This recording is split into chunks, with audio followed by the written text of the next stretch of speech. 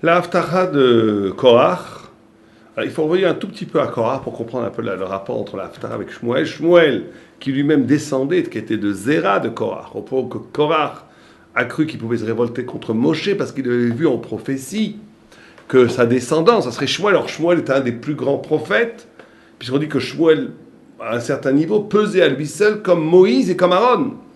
D'où le fait que Korach a pu à un moment donné penser qu'il y avait une identité entre lui et Shmuel qui lui permettait de poser une révolte contre Moïse et Aaron. Donc Korach, comme tout le monde le sait, c'est quelqu'un qui se bat contre Moïse et Aaron. Il se bat contre une autre autorité. Il dit Kulam Kdoshim, on est tous saints, on est tous égaux devant Dieu. Il n'y a pas d'hierarchie spirituelle. Puisqu'on était tous au Sinaï, nous sommes tous investis d'une sainteté qui est équivalente et qui donc invalide tout positionnement de leader dans le peuple juif. Raisonnement tout à fait logique, incroyablement puissant, puisqu'il est capable même de contredire Moïse, avec la fameuse histoire que tout le monde connaît, où il pose la question à Moïse, un talit qui est bleu, complètement bleu, a-t-il besoin d'un petit fil bleu? Vous savez que dans les tzitzit qu'on mettait, d'après la Torah, aujourd'hui on a perdu l'escargot qui permettait de mettre ce fil bleu dans le tzitzit, mais dans le tzitzit, il fallait mettre un fil complètement teint du sang d'un escargot, du chilazon, qui donnait la couleur du techelet. Techelet, ça veut dire le bleu, mais ça veut dire aussi le but. C'est-à-dire que ce bleu était le bleu. Vous savez que quand vous avez un espace infini devant vous, vous voyez du bleu. C'est pour ça que le ciel, on le voit bleu. Le bleu, c'est la couleur de la spiritualité elle-même. Or, pose la question, Korach à Moïse, il dit, si le fil est, si tout le talit est bleu, il n'y a pas besoin de fil bleu. Si nous sommes entièrement spirituels, on n'a pas besoin d'un fil bleu. C'est qui ce fil bleu? C'est Moïse. On n'a pas besoin de toi comme courroie de transmission à Dieu si nous sommes nous-mêmes investis d'une spiritualité éclatante de bleu. Donc à quoi tu sers? Donc tu es un imposteur, etc., etc. Bon. Et Moïse ne sait pas quoi répondre. Il lui pose d'autres questions. Il dit, une maison pleine de Sefer Torah a-t-elle besoin d'une mezouza? Et bien sûr que la halakha, c'est que oui. Mais la question reste entière. Qu'est-ce qu'on a besoin d'une mezouza si je suis plein de Torah intérieurement? Est-ce que j'ai besoin d'une kippa pour me rappeler que Dieu est au-dessus de ma tête? Je n'ai pas besoin de kippa. Je parle avec Dieu toute la journée. Donc c'est tout le problématique des mitzvot, du symbolisme, de la hiérarchie. Est-ce qu'à un certain niveau de spiritualité, tout va se dissoudre, tout va s'annuler, il ne va rester que l'éclat sublime de la présence divine qui va rendre caduque, absolument inutile, toute autre forme d'activité spirituelle qui paraît artificielle, superficielle par rapport à l'essentialité du rapport. Vous comprenez que ça a des répercussions énormes. Toutes les hérésies chrétiennes et autres, Shabtai Zvi et d'autres, sont tombées dans ce piège-là. Où à un moment donné, où la proximité avec Dieu est tellement grande que ça abolit des pratiques. Il n'y a plus besoin de mitzvot, il n'y a plus besoin de références, il n'y a plus besoin de symbolique, puisque je suis dans l'essence du rapport. Et vous savez que cette notion-là, elle est très ancienne, parce que Vaikar Korach a écrit, et le Onkelos traduit Vaitpaleg Korach. Vaitpaleg, c'est-à-dire qu'il s'est séparé. Il y avait une vieille tradition dans la Torah, c'est que toutes les fautes que le peuple juif a commis dans le désert, c'est des reconductions sophistiquées, spiritualisées, beaucoup plus élevées des fautes que l'humanité avait faites avant. Le veau d'or, c'est par rapport à la faute de Adam Rishon.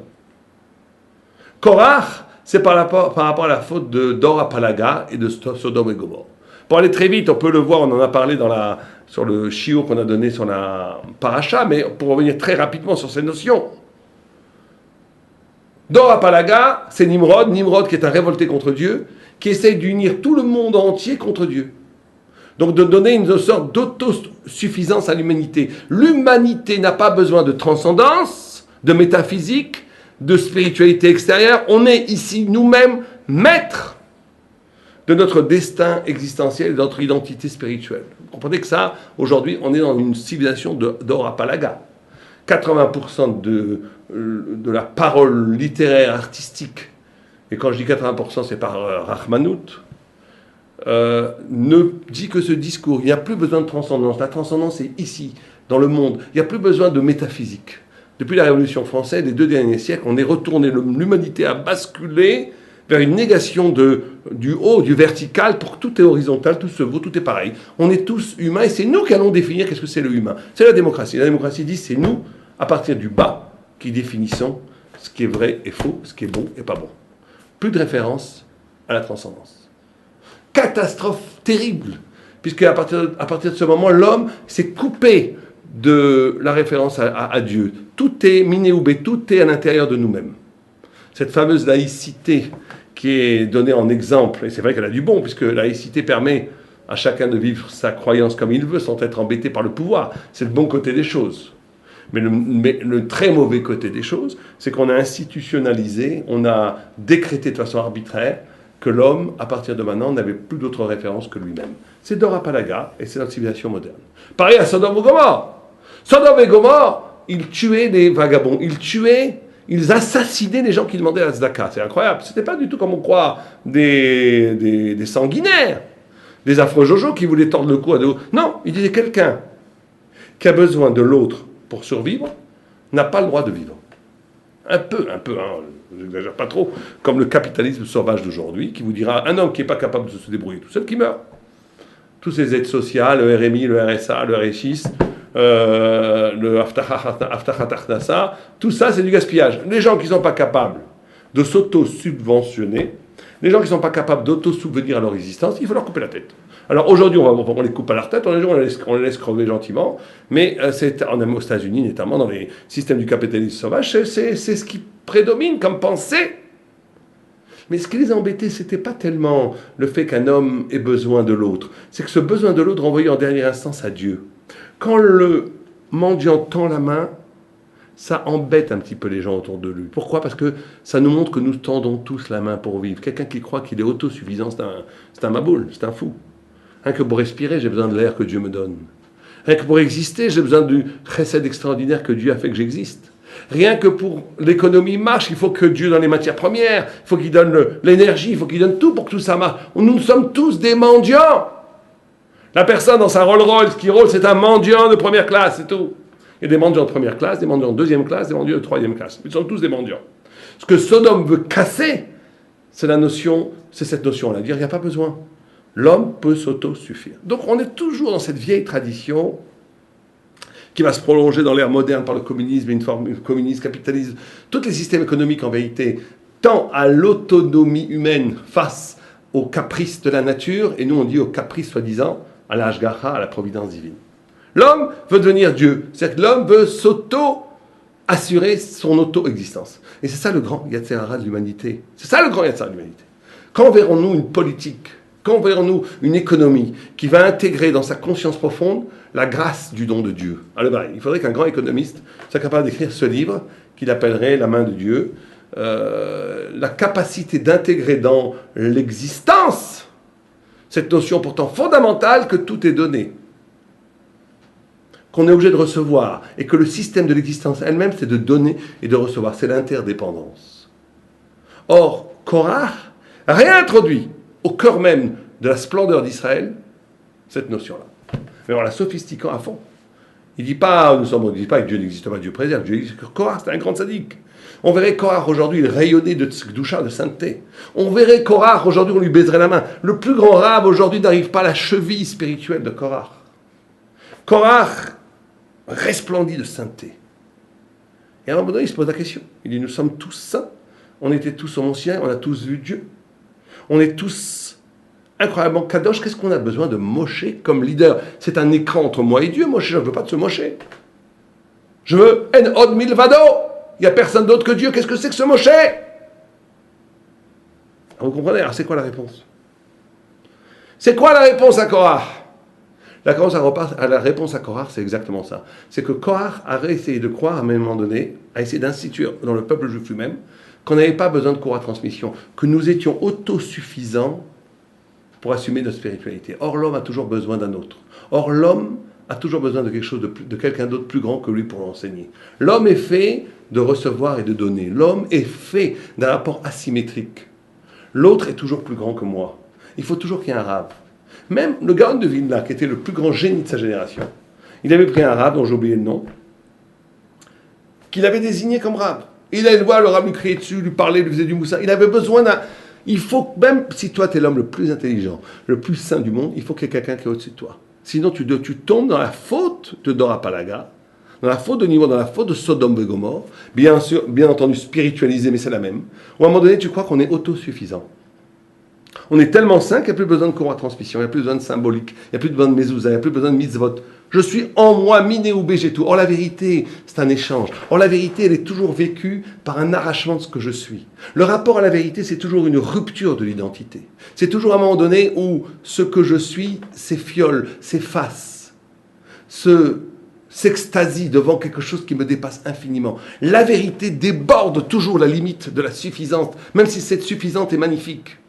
Dès que quelqu'un se contente de ce qu'il est, dès que quelqu'un, même s'il est extraordinaire, dès que quelqu'un se montre comme une idole spirituelle, c'est la fin des haricots. Un homme, en essence, est toujours un tzitzit, un fil bleu. Il a toujours besoin de cette courroie de transmission qui l'ouvre vers une dimension infiniment supérieure à lui. Et ça, c'est ce qu'a fait Korach comme faute, et c'est pour ça qu'il en est mort, lui et toute sa bande qui ont été enterrés vivants. Bon, ils ont été vivants, on n'a pas le temps de parler ici. Pourquoi? C'est très intéressant. Pourquoi? Ils ne sont pas morts d'une mort normale. Et Moshe le dit. Moïse dit, si cet homme-là mort d'une mort normale, j'ai pas été envoyé par Dieu. Parce qu'il sait que Korach réinscrit dans le monde la faute de la création. Quand Dieu a voulu créer le monde, les anges ont dit, ne crée pas le monde. La vérité est tellement belle, pleine ici. Qu'est-ce que tu vas l'envoyer dans un monde où la vérité va être pervertie? Regardez, aujourd'hui, la vérité est toujours pervertie. C'est affreux. C'est affreux! Comment la Torah, qui est la vérité absolue, a pu donner naissance à des religions qui sont l'anti-Torah? Comment de cette Torah magnifique est née, je ne veux pas te dire des noms, je ne veux vexer personne, mais quand même, est née des pensées les plus fourvoyées qui sont venues à l'antithèse de la vérité? Comment au cœur même du monde de la Torah, on va créer des systèmes qui vont bafouer les lois élémentaires de l'éthique, etc., etc. Je ne veux pas rentrer dans les détails. On est tout le temps dans une vérité qui est pervertie. C'est horrible. Alors les anges ont dit, mais ne donne pas cette vérité au monde. Ne crée pas le monde. La vérité, elle est faite pour être absolument limpide, repliée sur elle-même, rester dans une sorte de bol de cristal sublime. Dès qu'elle sort d'elle-même, c'est une catastrophe. Et c'est vrai. Et Dieu a dit non. Parce que la vérité, il faut qu'elle sorte d'elle-même. Il faut qu'elle se salisse. Il faut qu'à partir de là, elle prenne le risque du combat avec les ténèbres. Et plus la vérité va aller dans le noir, plus elle va éclairer des domaines où jamais la présence de Dieu n'aurait été soupçonnée d'arriver. Et c'est ça le programme d'une histoire, d'une aventure de la vérité dans le lieu de la création. Or, quand Korach il dit, on n'a pas besoin de Moshe, on n'a pas besoin d'extériorité, on est en nous-mêmes, au cœur de notre cœur, dans l'intimité la plus profonde. Je suis avec Dieu, j'ai besoin de personne d'autre. Quand il dit ça, il réintroduit la Tahana des anges, ce que les anges disaient. Le monde, la vérité n'a pas besoin de s'extérioriser, elle n'a pas besoin d'échange, elle est en elle-même. C'est pour ça que Moshe, il a vu ça. Il dit, cet homme ne peut pas mourir d'une mort normale. Il va être englobé par la terre. C'est-à-dire que c'est la terre elle-même, c'est le néant qui va... C'est comme si la terre a ouvert sa bouche, ça veut dire c'est l'être lui-même qui va avaler Korach et sa bande. C'est-à-dire que c'est comme si la vie elle-même mangeait Korach. Comme si l'être lui-même niait Korach. Parce que Korach a nié l'être en proposant une figure de la vérité qui empêchait le rapport, l'extériorisation, l'aventure de la vérité dans le monde.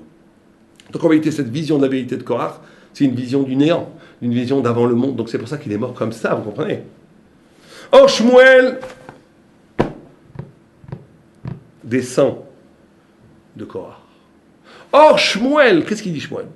Quand le peuple d'Israël dit « nous voulons un roi », il crie sur le peuple d'Israël, il dit « votre roi c'est Dieu. Comment est-ce que vous pouvez vouloir autre roi que Dieu ?» Et il leur crie, pendant tout le livre de Shmuel, il leur crie dessus. Au point où même quand ils ont choisi Shaoul et que Dieu a dit « bon c'est Bessaïda, on va prendre Shaoul comme roi et plus tard David ». Quand le peuple vient le voir et lui dit « on a peut-être péché », il leur dit « bon vous avez péché c'est sûr, vous n'aurez pas dû choisir un roi parce que vous aurez dû rester avec comme Dieu comme roi. » Mais quand même, maintenant que vous l'avez pris, Dieu a accepté, c'est pas grave, mais en tous les cas, restez, suivez les préceptes du Seigneur, suivez les préceptes de la Torah. Mais quand même, il ne peut pas s'empêcher de faire pleuver. On était en plein été, imaginez en plein été, au mois de juillet en Israël, au mois d'août en Israël, je ne sais pas si vous avez été au mois d'août en Israël, la chaleur, tout d'un coup, il a dit qu'il pleuve, et la pluie est tombée, pire qu'en Normandie, farouche, une pluie énorme. Il a dit, voyez, et le Maharal de Prague explique dans le 32e chapitre de Gvurot Hashem, que la notion de ne pas être soumettre au temps, ne pas être soumettre au temps, c'est la notion même de la divinité. C'est que la nature, elle est toujours généraliste. La nature, elle ne fait pas de différence. La nature, elle tue les gentils, les méchants, en même temps. Vous avez un accident, tout le monde meurt, tout le monde est pareil. La nature, elle est aveugle. Quand Dieu intervient et fait pleuvoir en été, ça montre qu'il n'y a pas de nature aveugle que tout, que c'est Dieu qui dirige tout. C'est pour ça qu'il fait pleuvoir en été, pour montrer qu'il y a que c'est Dieu qui est le maître de toutes choses dans ce bas monde. Alors vous l'avez voulu un roi, prenez votre roi. Mais alors tout le monde voit la symétrie entre Korach et Shmuel. De la même façon que Korach ne voulait pas avoir Moshe, et il voulait un rapport direct avec Dieu, et bien Shmuel pareil, il ne voulait pas de roi. Il dit on n'a pas besoin de roi, on est nous le peuple élu, le peuple dont le roi est l'Éternel lui-même. Comment est-ce que vous voulez être comme les autres nations, les autres peuples qui veulent un roi de chair et de sang, un roi qui peut faire des erreurs, un roi qui a des passions, un roi qui est comme vous? Dès que vous voulez un roi, un maître qui est comme vous, ça veut dire que vous avez complètement coupé votre relation avec l'infini, qui est en vous et qui est à l'extérieur de vous, qui est Dieu. Donc pas de roi. Bon, mais Dieu accepte la sollicitation du peuple et leur donne un roi. Alors il faut se demander la question, quelle est la différence entre Korach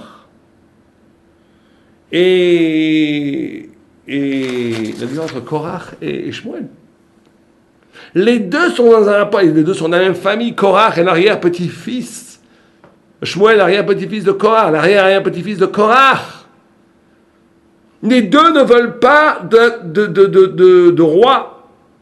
Korach ne veut pas de Moshe comme représentant de Dieu sur terre. Il ne veut pas de cour à transmission. Il veut en lui-même trouver Dieu dans l'absolu. Et bien Shmuel, c'est ce qu'il dit au peuple, pareil. Ouais, alors pourquoi est-ce que Korach a été puni? Et que Shmuel, quant à lui, n'a pas du tout été puni. Shmuel est resté comme l'une des figures, l'un des 5 ou 6 plus grands prophètes de toute l'histoire de tous les temps. C'est quoi la différence? C'est très simple. Et là, il faut vraiment faire attention, parce que ça va nous concerner à nous. On va voir comment le paradis et l'enfer, c'est à un petit cheveu. Comme disait un rave, il n'y a pas une chose qui ressemble plus à un vrai billet qu'un faux billet. Un faux billet de banque, ça n'a rien, c'est nul, c'est une escroquerie. Et pourtant, ça a l'air d'être exactement comme un vrai billet de banque.